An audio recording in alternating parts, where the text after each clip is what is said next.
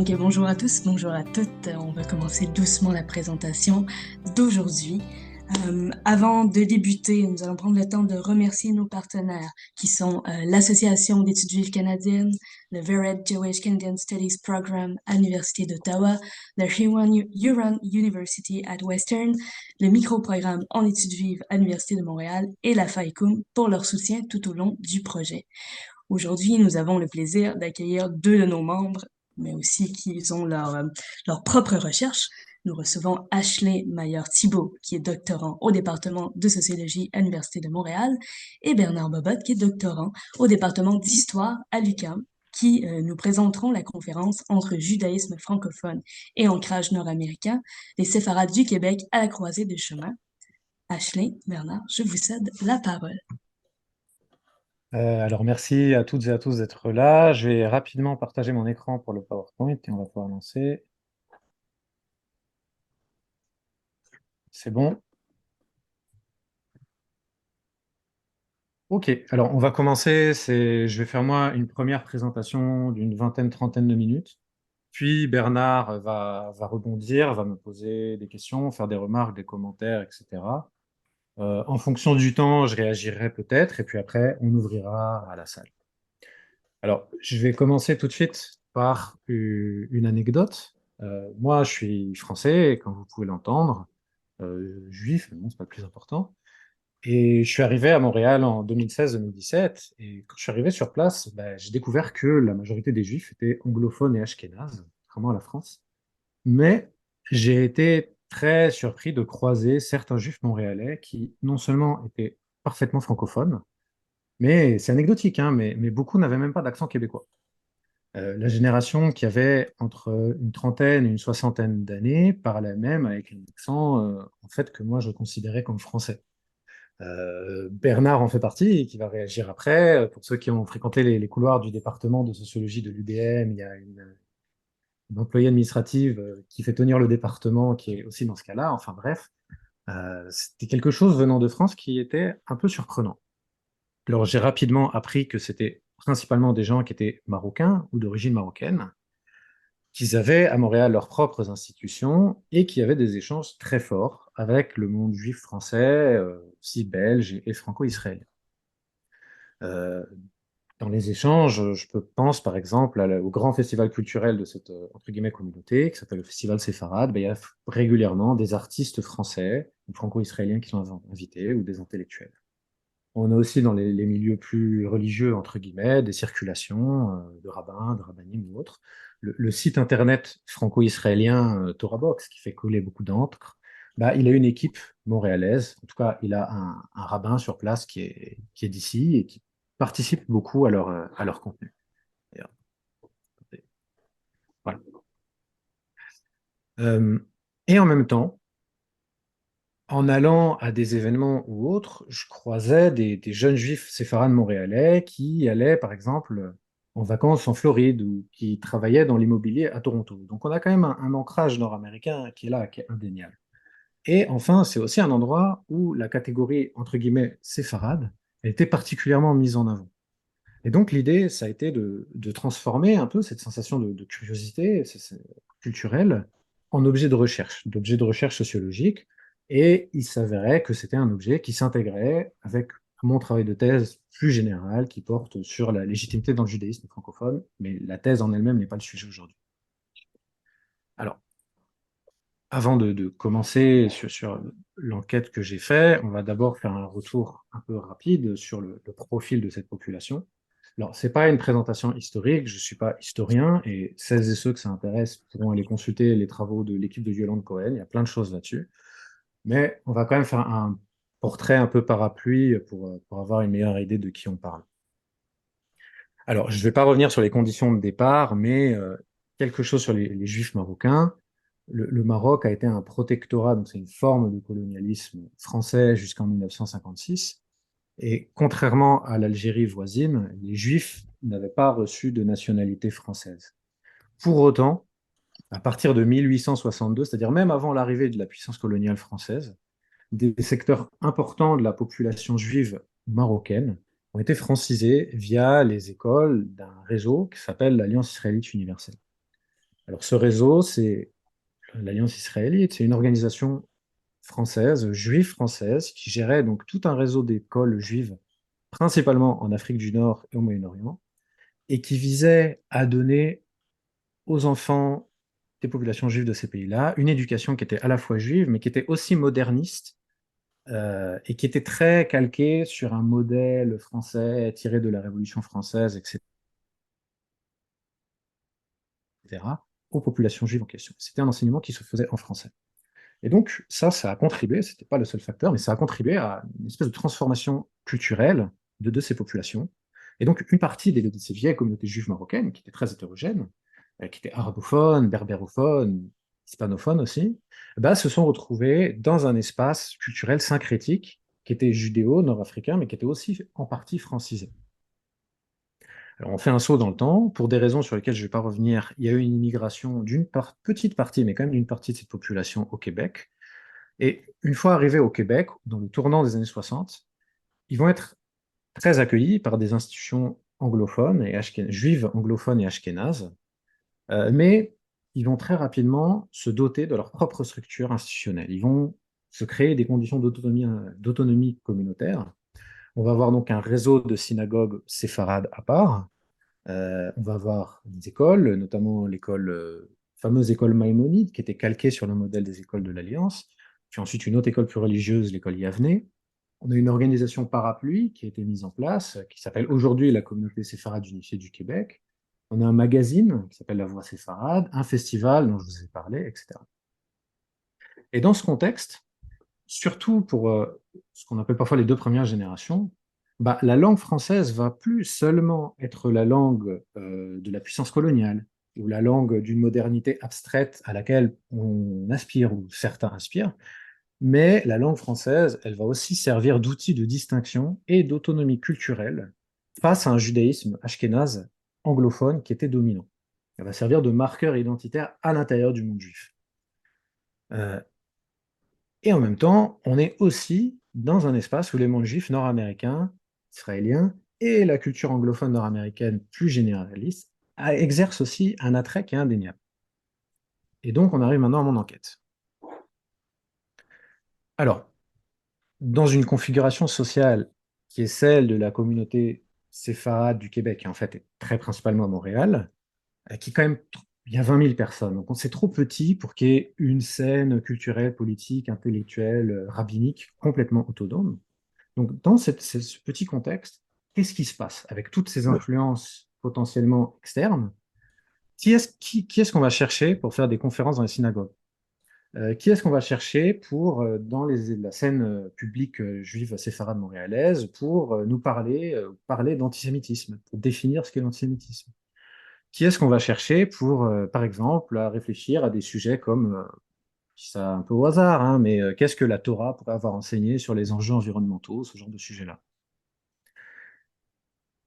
Alors, là, je fais une parenthèse parce que je ne fais pas une présentation théorique, mais pour répondre à cette question, il faut que je fasse un petit détour. J'ai appelé bien symbolique juif, une sociologie qui est d'inspiration bourdieusienne, mais c'est pas le sujet là, tout un ensemble de choses qui sont des discours, des cours, des articles, des vidéos, des podcasts, des livres, toutes ces choses-là où des acteurs publics parlent de judéité, j'ai appelé ça des biens symboliques juifs. Et donc, ma question de recherche, à l'aide de cette notion de biens symboliques juifs, c'est d'où sont originaires les biens symboliques juifs francophones qui sont consommés ici au Québec, dans le champ local séfarade. Qui produit quoi? Et j'ai donc mené une enquête qui essaie de répondre, très partiellement, mais qui essaie de répondre en partie à ces questions. Alors, cette enquête, elle est basée sur quelques entretiens clés avec des acteurs locaux du judaïsme séfarade, qui font partie d'une campagne d'entretien beaucoup plus vaste. Mais surtout, j'ai trouvé que l'un des meilleurs indices de ce qui se passe dans la vie publique séfarade montréalaise, c'est le journal de la communauté séfarade unifiée du Québec, qui s'appelle La Voix séfarade. Alors, j'ai créé une base de données à partir de ce journal, une base de données des articles qui ont été publiés dans la revue de la communauté entre avril 2018 et novembre 2021. Il y a 256 articles. J'avais fait une première version de l'enquête, j'avais fait que sur 100, j'étais pas content de moi, du coup j'ai un peu repris à zéro. Et donc ce que j'ai fait, j'ai regardé d'où venaient les contributeurs, de quel pays, quelles étaient leurs formations, leur background, leur profession, etc. Et quels étaient leurs sujets, de quoi ils parlaient dans la revue. Par exemple, qui vient dans cette revue écrire des articles pour parler d'histoire juive? Est-ce que c'est plutôt des Américains ou des Canadiens anglophones? Est-ce que c'est des Israéliens? Est-ce que c'est des Français? Est-ce que c'est des Juifs séfarades de Montréal? Ou à l'inverse, qui parlent d'enjeux halachiques? Ou qui, chaque article aborde plein de thèmes, hein, donc ces choses-là ne sont pas contradictoires. Mais voilà, c'est un peu ça ce que j'ai essayé de coder. Et en faisant ça, l'idée, ça a été de recueillir des indices sur les idées, les visions du monde, les expertises qui sont importés en quelque sorte au Québec, dans cette communauté séfarade, et qui viennent d'autres champs transnationaux du judaïsme. Et inversement, parce que ce magazine, il a aussi un lectorat international, il y a une version en ligne, c'est un petit magazine, mais quand même. Cette enquête, ça peut nous donner des indications sur les conceptions de la judéité ou de la séfaradité qui sont produites, qui sont ici au Québec, et qui potentiellement peuvent être exportées dans le reste du champ transnational du judaïsme, soit francophone, soit nord-américain. Voilà, désolé pour toutes ces notions un peu barbares, champ transnational bien symbolique et tout. Après, ça allait un peu mieux, enfin, j'espère. Alors, quelques mots en plus sur le magazine. Donc, ça s'appelle La Voix séfarade. Comme je vous ai dit, c'est le magazine de la communauté séfarade unifiée du Québec, donc la grosse institution parapluie de la communauté. Il publie 3 numéros par an à l'épisode des grandes fêtes, donc pour les fêtes, pour les Yamim Noraïm en début d'année scolaire, pour Pessah. Voilà, il y a 4 ou 5 000 versions qui sont imprimées, qui sont distribuées dans des foyers. Il y a le site. Bon là, ils sont en train de refaire le site internet, donc c'est un peu un chantier, mais dans les entretiens avec les gens qui travaillent dans la revue, on m'a dit que c'était quand même assez lu en France, aux États-Unis, en Israël, etc. Donc le public principal reste les séfarades de Montréal, mais avec une ouverture internationale. Alors là, désolé, c'est un peu barbare, mais c'est pour vous indiquer les variables que j'ai retenues dans l'analyse.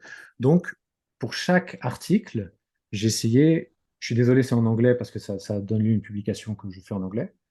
Euh, j'ai essayé de coder, est-ce que l'article parle de sujets québécois? Est-ce qu'il parle du Canada anglophone plus général, d'Amérique du Nord? Est-ce que ça parle d'histoire? Est-ce que ça parle d'Afrique du Nord ou du Moyen-Orient, du conflit israélo-palestinien, de mémoire, de genre, de littérature, etc., etc. Et j'ai aussi codé donc les profils des auteurs. Alors, juste une précision méthodologique. Pour savoir d'où venaient les auteurs, j'ai pas regardé leur pays de naissance parce que c'est des informations qui étaient trop compliquées à avoir et qui n'étaient pas forcément la plus pertinente. J'ai regardé où les auteurs avaient été socialisés, où est-ce qu'ils avaient été formés. Euh, leur en fait, concrètement, j'étais voir où est-ce qu'ils avaient fait leurs études supérieures. C'est des informations beaucoup plus publiques et aussi ça donne une idée de la vision du monde qui est construite. Enfin, c'est l'espace où c'est le moment de la vie où on construit en bonne partie sa vision du monde. Voilà. Alors, je vais vous montrer maintenant le résultat graphique de l'analyse des correspondances multiples. Ça va être, voilà, n'ayez pas peur. On va commenter ça petit à petit. Alors, l'analyse des correspondances multiples, c'est une méthode qui était très utilisée en sociologie, une certaine sociologie française jusqu'à un moment. Très, très simplifié, très résumé. Qu'est-ce qu'il faut en retenir? C'est une méthode qui permet de visualiser comment une base de données se structure. C'est-à-dire, l'analyse quantitative en sciences sociales, souvent, les techniques de régression, on va chercher c'est quoi l'influence d'une variable sur une autre. Donc, dans le cas qui nous intéresse, on pourrait se dire quelle est l'influence, toutes choses égales par ailleurs, du fait d'avoir été formé aux États-Unis ou en Israël, sur le fait d'écrire un article qui parle de littérature juive. Et on va regarder de toutes choses égales par ailleurs comment une chose influence l'autre. Et dès les années 20, dès les années 30, il y a des sociologues, notamment en France, qui avaient dit que c'est sympa, mais ça peut produire des artefacts. Et le sociologue François Sémion, il disait que c'était comme se demander qu'est-ce qui se passe si on prend un renne et qu'on le met au Sahara, et qu'on prend un chameau et qu'on le met au pôle Nord. La philosophie sociale qui est sous-entendue derrière l'analyse des correspondances, elle est plus structurelle, c'est de regarder comment collectivement s'organise une population. se structure une population. Ça permet potentiellement de faire émerger des classes d'acteurs. Alors, comment lire ce graphique? Par exemple, plus des éléments se rapprochent, plus ils ont tendance à corréler dans la base de données. Et à l'inverse, plus ils sont éloignés, moins ils sont associés. Et si deux éléments que vous voyez se retrouvent des deux côtés d'un axe, ça veut dire qu'il y a une corrélation négative. Je vais donner un exemple. On a une corrélation positive très forte dans la base de données entre le fait d'avoir été éduqué en France, d'avoir été socialisé en France, et d'écrire sur des sujets mémoriaux. À gauche, on voit, à gauche sur le graphique, on voit que quand on est un auteur de la voix séfarade et qu'on est aussi un dirigeant ou un travailleur communautaire, par exemple à la communauté séfarade unifiée du Québec, on a tendance à avoir été formé au Québec. Et on a tendance à écrire sur des sujets québécois ou religieux mais pratiques. Et ce que j'appelle des religieux pratiques, c'est par exemple comment manger cachère avec le Covid, ce genre de choses-là. On ne parle pas trop d'histoire, on ne parle pas trop d'Afrique du Nord et du Moyen-Orient, on ne parle pas trop de pensées juives abstraites, des grandes de philosophie, de choses comme ça. Alors, en synthèse, à mon sens, qu'est-ce qu'il faut retenir de ces données-là? Qu'est-ce que tout ça, ça nous indique sur la question que j'ai posée au départ sur qui produit quel bien symbolique juif pour la scène culturelle séfarade montréalaise? Alors, la première chose que ça nous enseigne, en fait, ça, je ne vais pas revenir sur les détails sur comment je suis arrivé à cette conclusion, parce que là, il faudrait que je rentre plus dans la méthode, c'est que ce n'est pas un espace polarisé. Il n'y a pas de monopole. C'est-à-dire que, malgré tout, n'importe qui peut écrire sur n'importe quoi. Il y a seulement des tendances. C'est-à-dire qu'on peut être un dirigeant communautaire québécois, c'est un contre-intuitif par rapport à ce que je viens de dire avant, et parler de philosophie juive, ou de parler de halakha, de choses comme ça. Mais c'est moins probable. Mais c'est pas, il n'y a pas de barrière. Voilà. Ceci étant dit, maintenant on va rentrer dans les tendances. Alors, qu'est-ce que l'on voit? On voit que les auteurs qui ont été socialisés, qui ont été formés en France et en Israël, ils tendent à être producteurs de contenu plutôt abstrait, plutôt international, plutôt intellectuel. Il y a quand même une différence entre les Français et les Israéliens, c'est que les Français sont plus au centre du graphique, ce qui veut dire qu'ils écrivent surtout quand même, plus que les Israéliens. Les Israéliens sont très spécialisés dans ces biens culturels abstraits. Les Français parlent aussi de sujets plus concrets. Ça reflète aussi des trajectoires migratoires, qu'il y a beaucoup d'acteurs publics de la scène du judaïsme séfarade montréalais qui ont été formés en France, qui sont installés ici, etc. C'est le cas, par exemple, de l'ancienne directrice de la revue, Sarah Sonia Lipsik, qui est une juive de Strasbourg, qui s'est installée à Montréal il y a une dizaine d'années. Voilà. Qu'est-ce qu'on voit d'autre? C'est que les auteurs états-uniens, ou socialisés aux États-Unis, curieusement, il y a très peu de Canadiens anglophones, tendent à fournir du contenu religieux et apolitique. Et la dernière chose que ça nous indique, c'est que, contrairement à parfois certains témoignages que j'ai reçus en entretien, il n'y a quand même pas de vide intellectuel. C'est-à-dire qu'il y a quand même des auteurs québécois, il y a quand même des auteurs qui ont été formés ici, qui contribuent à tous ces sujets. Mais il y a quand même une tendance où, quand on est un intellectuel ou un journaliste ou un religieux, un rabbin qui s'exprime là-dedans, et qu'on a été formé au Québec, on a quand même plus tendance à se spécialiser dans les enjeux locaux, dans les enjeux pratiques. Et les Français, les Israéliens et les Américains de façon différente sont là pour apporter des biens plus intellectuels, plus symboliques, plus abstraits. Et je crois que tout ça, ces tendances, il faut les garder en tête quand on va suivre l'actualité, quand on sort un peu des questions purement locales, des acteurs qui sont issus de ce monde-là, qui sont issus de la scène culturelle séfarade montréalaise ou religieuse, et qui vont prendre position sur des enjeux qui dépassent de loin les thématiques entre guillemets communautaires et locales. Par exemple, la question des accords d'Abraham entre Israël, enfin les fameux entre guillemets accords d'Abraham, donc ces accords entre l'État d'Israël, le Maroc, les Émirats arabes unis, le Soudan, Bahreïn. Il y a beaucoup d'acteurs de la diaspora marocaine qui sont impliqués là-dedans, et notamment des Montréalais. Et ben, les Montréalais, ils se sont socialisés, ils se sont formés d'une certaine façon à beaucoup de ces questions sur cette scène culturelle, euh, en lisant pas que la voix séfarade évidemment, mais ils ont été formés notamment par des intellectuels français qu'on a fait venir, des gens comme Georges Bensoussan, qui est un historien français du judaïsme et de l'antisémitisme, qui a des positions très spécifiques, et qu'on fait venir à Montréal pour expliquer ce que c'est que l'antisémitisme dans le monde arabe, etc. Euh, Voilà.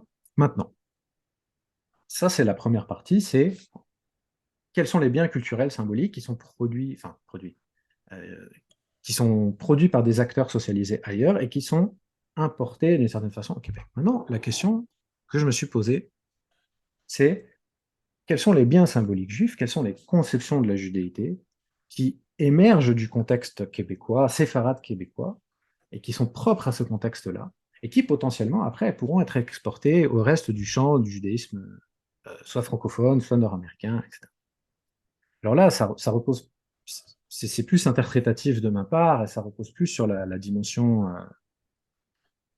qualitative de l'enquête. Et là, j'ai fait deux hypothèses. La première, c'est que une chose qui est très importante ici, et qu'on ne va pas retrouver, par exemple, moins retrouver en France ou en Israël, c'est une conception de la séfaradité, l'être au monde du juif séfarade, qui est très associée à la langue française. Le français, ce que j'ai dit au début, le français est devenu, ici, du fait du contexte montréalais québécois, un facteur politique et culturel de constitution de frontières ethno-religieuses à l'intérieur du judaïsme. C'est quelque chose qu'on ne retrouve pas en France vraiment en Israël. Alors, dans le cas français, c'est parce que le français est la langue hégémonique de toute façon de tout le monde.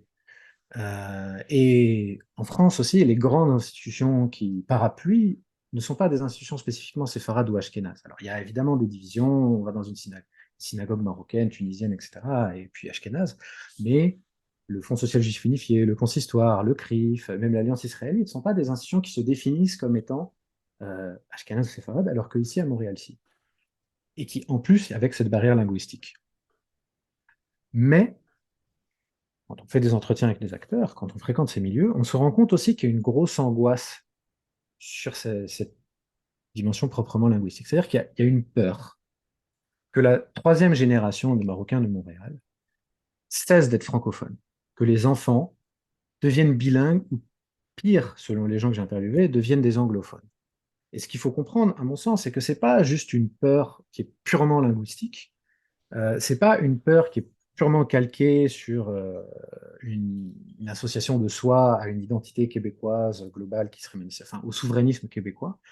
Je crois que c'est aussi une peur de disparition d'un certain modèle culturel séfarade associé à la francité, du fait de l'action de l'école israélienne, de l'Alliance israélite au Maroc, qui serait en train de disparaître.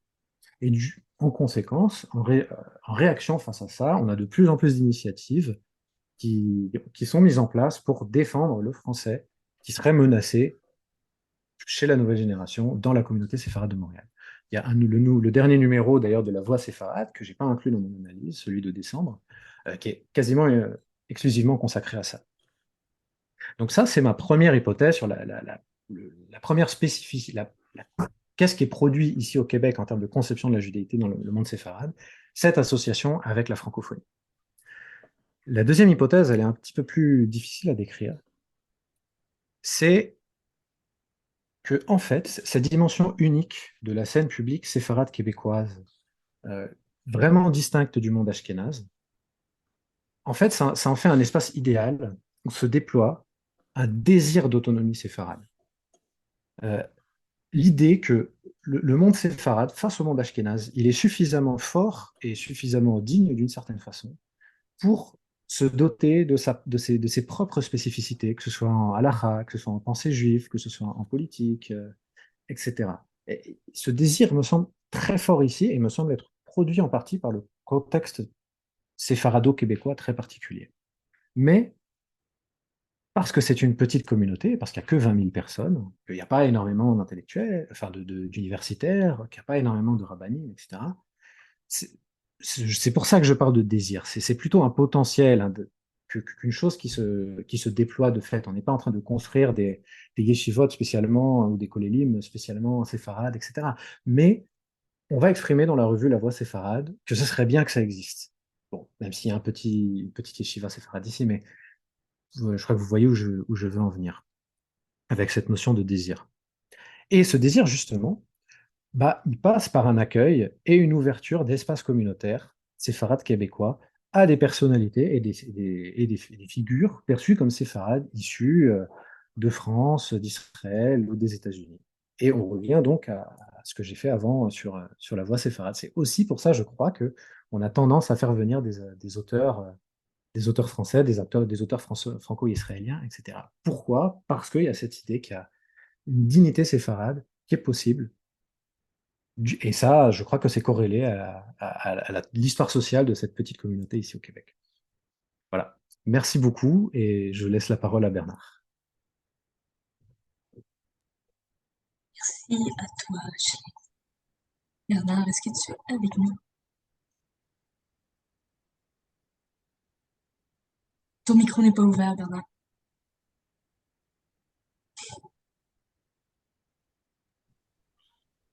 Oui. Vous m'entendez? Wow. Bon, très bien. Désolé, je me suis absenté juste 10 secondes, mais c'était 10 secondes de trop. Euh, j'ai, je vais juste, j'ai 8 pistes de réflexion pour Ashley. Ce sera un mélange de questions et commentaires. On pourra y réagir, on pourra revenir là-dessus après. Mais brièvement, à la lumière de tout ce qu'Ashley vient de dire. Et d'ailleurs, je conseille l'article d'Ashley, qui Et est excellent. qui a juste été soumis hein, pour l'instant. On va voir. On verra en temps et en heure. D'accord. Mais il y a quand même, comme ça, quelques détails comme ça que j'aimerais aborder ou quelques points que j'aimerais éclaircir.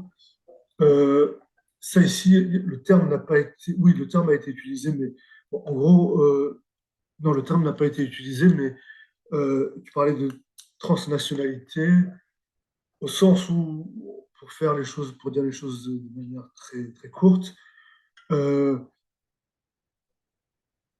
on a une identité diasporique. Et ce que j'aurais voulu savoir un peu, c'est une diaspora un peu bizarre dans le sens où c'est pas très clair quelle est bon, la mère patrie au sens propre du terme, ça on comprend, mais disons la patrie de référence pour cette diaspora. C'est peut-être quelque chose que j'aimerais éclaircir et en quoi est-ce que ça joue sur la manière dont elle se perçoit et de la manière dont elle produit ses biens culturels ici.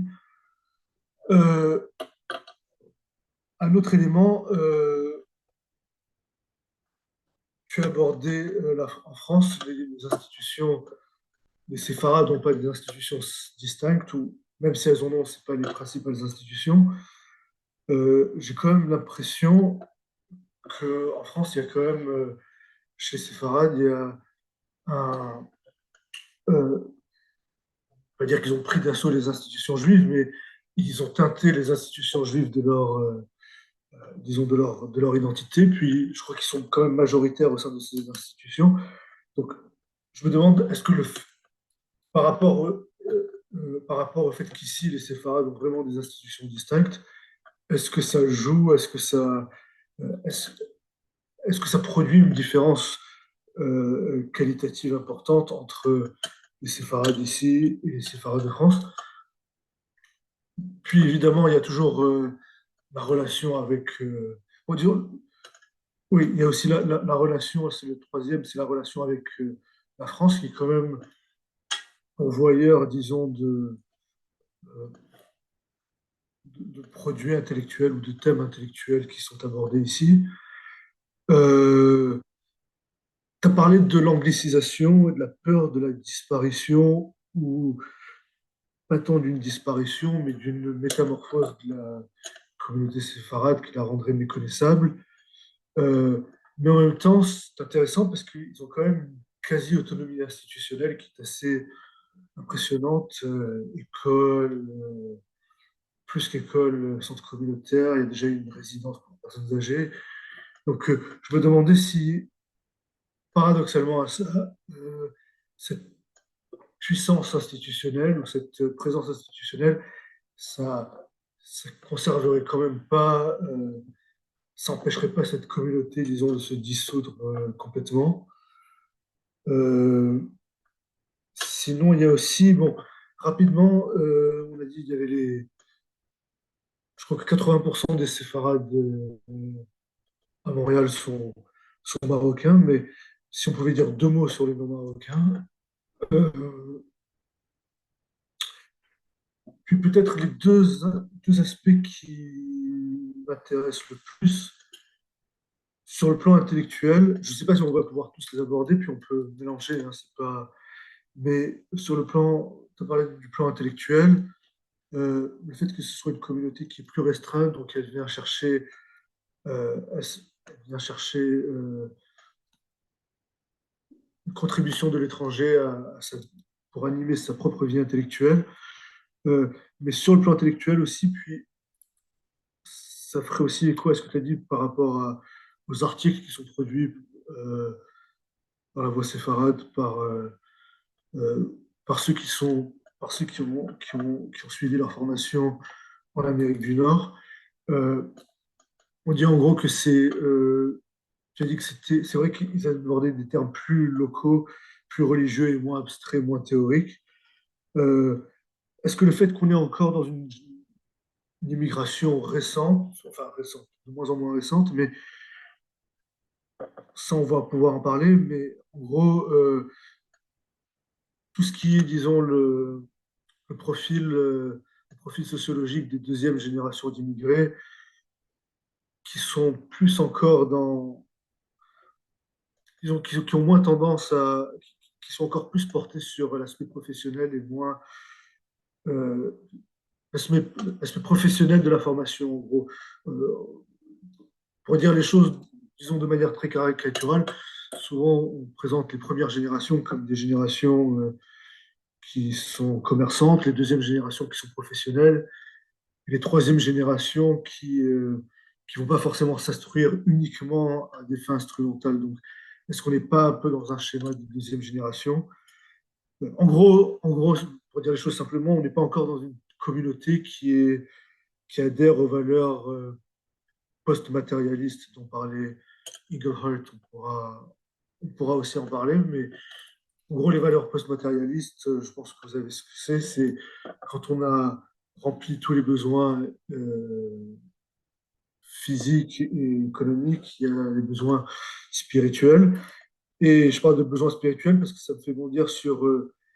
il y a quand même un phénomène qu'on observe dans cette communauté ici, qu'on observe aussi chez les séfarades en France, c'est un virage orthodoxe de cette communauté qui fait quand même tâche par rapport à la sécularisation de la génération des grands-parents. Si on pouvait dire deux mots là-dessus. Et puis, ça, c'est plus polémique, mais ça, on va pouvoir aussi, je pourrais dire deux mots là-dessus, sur la droitisation de cette communauté depuis les 20 dernières années.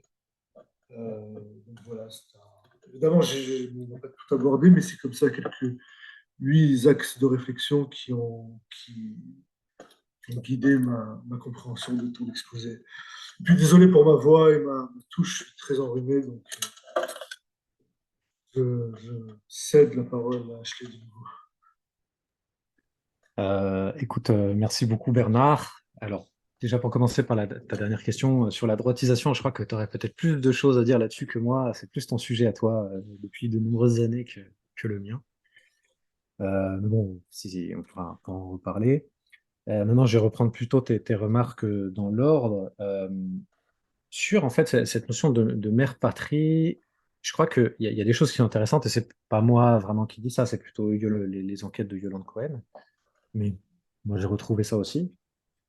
C'est important, je crois, de distinguer deux choses. D'une part, les pôles d'identification symbolique. Euh, je crois que quand on fait des enquêtes, quand on fait des entretiens avec des figures, des personnes ordinaires du monde séfarade montréalais, il y a trois pôles. Il y a Israël, clairement. Il y a une Espagne un peu fantasmée, vraiment qui est liée à cette catégorie de séfaradité. Et puis il y a aussi une mémoire marocaine qui est réactivée avec cette histoire des accords d'Abraham et tout. Je crois que la France, par exemple, le reste du monde francophone, c'est pas un espace d'identification symbolique. On se projette pas à Paris. Les gens ne vont pas faire un dîner des croissants à la synagogue Or HaChaim avec des petites tours Eiffel en plastique, quoi. C'est pas, non. C'est plutôt un espace objectif d'échange culturel parce on considère que là-bas, il y a une diaspora séfarade qu'on parle la même langue, etc. Donc voilà, mais je prétends pas répondre à ta remarque de façon générale, hein, c'est juste des pistes, je rebondis sur ce que tu dis. Ensuite, tu as parlé de la différence peut-être avec les séfarades en France. Alors, malgré tout, une grosse différence, c'est quand même la taille de la population juive. Martine Cohen, elle nous écoute, elle le sait bien mieux que moi, donc je parle sous son autorité et qu'elle me corrige après avec plaisir. Mais c'est la façon dont on les calcule, il y a entre 400 et 500 000 juifs en France. La majorité sont originaires d'Afrique du Nord. Donc, de toute façon, on va trouver plus d'organisation, plus d'énergie, entre guillemets, que ce qu'on trouve ici pour des raisons purement démographiques. Ceci étant dit, je crois malgré tout qu'il reste une différence avec le Québec. D'une part, il n'y a pas il y a pas cette frontière linguistique. D'autre part, si effectivement, à partir des années 50, non, enfin non, plutôt à partir des années 60, 70, les nouveaux, enfin, les juifs séfarades les juifs nord-africains arrivés dans la période de l'après-guerre ont redynamisé tout un ensemble d'institutions juives. Aujourd'hui, ils y sont majoritaires. La plupart des dirigeants des institutions communautaires françaises sont originaires d'Afrique du Nord. Euh, Il y a quand même beaucoup d'Ashkénazes là-dedans. Le Fonds social juif unifié, par exemple, qui est une des trois grosses institutions juives françaises, il est dirigé par Alain Goldman, qui est ashkénaze. Le grand rabbin de Paris est ashkénaze. L'ancien grand rabbin de France est ashkénaze, etc. Et surtout, je crois que, je ne veux pas dire la bourgeoisie juive française, mais en tout cas, ces milieux dominants, enfin les milieux dirigeants, entre guillemets, qui sont dominés par des modèles culturels qui ne sont pas des modèles culturels ethno-religieux à l'intérieur du judaïsme. Enfin, non, c'est une mauvaise formulation. Mais entre guillemets, il y a des modèles culturels qui sont très forts en France, qui sont d'un côté, par exemple, ce qu'on a appelé l'israélitisme, qui ne dépend pas de si l'on est ashkénaze, si on est séfarade, c'est-à-dire une espèce de discrétion, de rapport affectif à la France, etc. Puis on a aussi les modèles culturels orthodoxes qui dominent de plus en plus dans le monde religieux, qui sont inspirés du monde lituanien, enfin des grandes yeshivotes lituaniennes, etc. Qui est aussi un modèle très fort, mais qui n'est pas... Enfin, c'est un modèle ashkénaze, en fait. C'est tout l'enjeu. C'est même pas que c'est un modèle ni ashkénaze ni séfarade, c'est que c'est un modèle qui est plutôt ashkénaze.